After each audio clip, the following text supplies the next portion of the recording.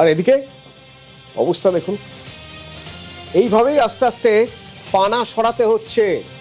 জল যাতে টলটলে জল থাকে, পরিষ্কার থাকে, তবেই তো পদ্ম ফুটবে ভালোভাবে। পানা যাতে না আসে, সেই পানা সরিয়ে ফেলতে হচ্ছে রাজ্য নেতৃত্বকে। শ্রমিক ভট্টাচার্য, বিজেপি রাজ্য সভাপতি, আজ বলছেন যে মানুষ জামা বদলানোর জন্য ভোট দেননি, মানুষ ভোট দিয়েছেন জামার ভিতরের মানুষটা যেন বদলায় তার জন্য। যেখানে বিচ্যুতি দেখা যাচ্ছে সেখানে দলীয় সংগঠনের পক্ষ থেকে ব্যবস্থা নেওয়া হচ্ছে এবং রাজ্যের মুখ্যমন্ত্রী শুভেন্দু অধিকারী তিনি প্রথম দিন থেকেই কঠোরভাবে এটাকে দমন করার চেষ্টা করছে। কোনো রাজনৈতিক দল এখনো পর্যন্ত তৈরি হয়নি যার সামান্যতম বিচ্যুতি না থাকে। যে অত্যাচার তৃণমূল কংগ্রেস 15 বছর ধরে করেছে তার যদি প্রতিক্রিয়া হতো তাহলে অনেকেই লিঞ্চিংয়ে মারা যেত, সেটা হয়নি। সমস্ত বিধায়করা অক্ষত আছেন, সমস্ত মন্ত্রীরা অক্ষত আছেন, সমস্ত কাউন্সিলররা অক্ষত আছেন। বিজেপি ওই পথে হাঁটেনি, কারণ আমরা পশ্চিমবঙ্গের যে চিরাচরিত রাজনৈতিক সংস্কৃতি, ভোট পরবর্তী হিংসার সংস্কৃতি, সেটা থেকে রাজ্যকে মুক্তি দিতে চাই এবং রাজ্যবাসী সেই উদ্দেশ্যেই ভোট দিয়েছেন। আমি আবার বলছি, রাজ্যবাসী জামা বদলের জন্য ভোট দেননি, জামার ভিতরের মানুষটার বদলের ভোট চেয়েছে।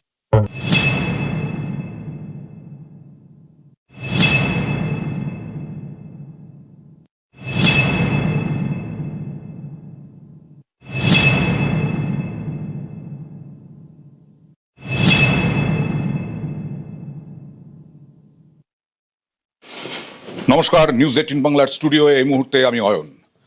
রক্ত বিক্রি করার, পাচার করার, রক্ত চোষার অর্থনীতি। দানের রক্ত বিক্রি করা যায় না, দেশের আইনে রক্ত বিক্রির কোনো সংস্থানই নেই। কেবল রক্ত প্রক্রিয়াকরণের জন্য নেওয়া যায় প্রসেসিং ফি, কিন্তু এই নিয়মের পরোয়া না করে ভয়ঙ্কর এক রক্ত চোষা অর্থনীতি চলছে বাংলা জুড়ে।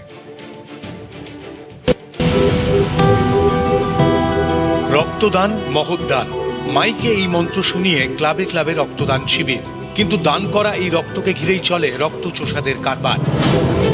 সূত্রের দাবি, রক্তদান শিবির আয়োজনের জন্য বেসরকারি ব্লাড ব্যাংকগুলি এক একটি ক্লাবকে রক্তদাতা পিছু 1.5 থেকে 2,000 টাকা করে দেয়, আর ক্লাবগুলি রক্তদাতা পিছু 500 থেকে 1000 টাকা খরচ করে। রক্তদাতাদের হাতে তুলে দেয় উপহার। সূত্রের দাবি, রক্তদান শিবিরের আয়োজন করলে রক্তদাতা পিছু ক্লাবের আয় হয় কম করে 1000 টাকা। এবার দেখুন আমার আপনার রক্ত নিয়ে ব্লাড ব্যাংকগুলি কি করে। রক্তের উপাদানগুলিকে আলাদা করা হয়। রক্ত থেকে পাওয়া যায় প্লাজমা, প্লেটলেট, পড়ে থাকে পিআরবিসি অর্থাৎ রক্ত। রক্তের প্রতিটি উপাদানের কাজ আলাদা। যেমন প্লাজমা পুড়ে যাওয়া রোগীর চিকিৎসায় লাগে, বিভিন্ন ওষুধ তৈরিতে কাজে লাগে। প্লেটলেট রক্ত জমাট বাঁধাতে কাজে লাগে। ডেঙ্গি আক্রান্তদের অনেক সময় প্লেটলেট লাগে, তখন তাকে রক্ত দেওয়ার মতো করে প্লেটলেট দিতে হয়।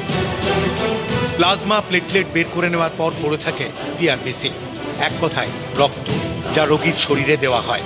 সূত্রের দাবি, দান করা রক্তের এই 3টি উপাদানই বিক্রি করে মুনাফা লোটে রক্ত চোষা বেসরকারি ব্লাড ব্যাংকের একাংশ।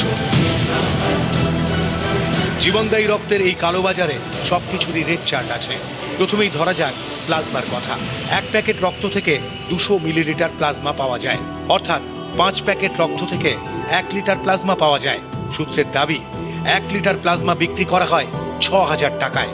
1 প্যাকেট রক্ত বিক্রি করে বেসরকারি ব্লাড ব্যাংকগুলি কামায় 1100 টাকা। এই হিসেবে 5 প্যাকেট রক্ত বিক্রি করে কামায় 5500 টাকা। 1 প্যাকেট রক্ত থেকে 1 ইউনিট প্লেটলেট পাওয়া যায়। 1 ইউনিট প্লেটলেট বিক্রি হয় 400 টাকায়, অর্থাৎ 5 ইউনিট প্লেটলেট বিক্রি করে মেলে 2000 টাকা। তাহলে বিষয়টা কি দাঁড়ালো? আসুন এবার ভালো করে বুঝে নেওয়া যাক এক একটি রক্তদান শিবির থেকে কত টাকা রোজগার করেন এই রক্ত চোষারা। সূত্রের দাবি, 5 প্যাকেট রক্ত থেকে একটি বেসরকারি ব্লাড ব্যাংক আয় করে প্লাজমা বেচে 6000 টাকা, রক্ত বেচে 5500 টাকা, প্লেটলেট বেচে 2000 টাকা, অর্থাৎ মোট 13500 টাকা।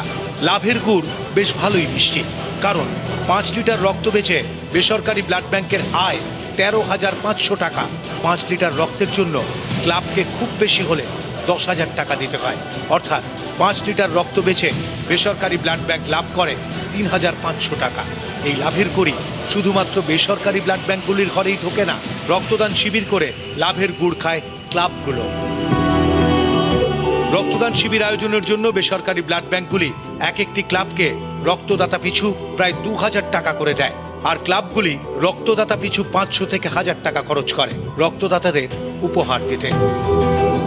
এই হিসেবে রক্তদান শিবিরের আয়োজন করলে রক্তদাতা পিছু ক্লাবের আয় হয় 1000 টাকা, অর্থাৎ 100 জন রক্তদান করলে ক্লাবের লাভ প্রায় 1 লক্ষ টাকা।